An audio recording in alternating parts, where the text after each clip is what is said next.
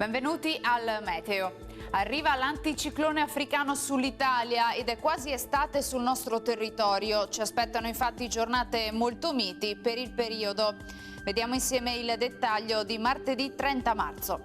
Sul Veneto sarà una splendida giornata soleggiata. Al mattino avremo qualche foschia in pianura ma in rapido dissolvimento. Cielo sereno velato con il passare delle ore. Oltre alla stabilità atmosferica beneficeremo anche di un clima particolarmente caldo con temperature in aumento, minime tra 4 e 10 gradi, valori massimi compresi invece tra i 19 e i 24 gradi all'incirca.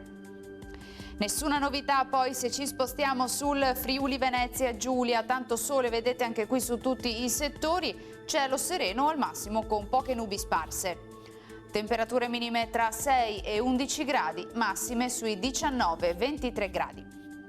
Infine uno sguardo alla situazione del Trentino Alto Adige. Avremo anche qui generali condizioni di tempo stabile, non mancherà il sole, qualche addensamento ci sarà, ma sarà innocuo.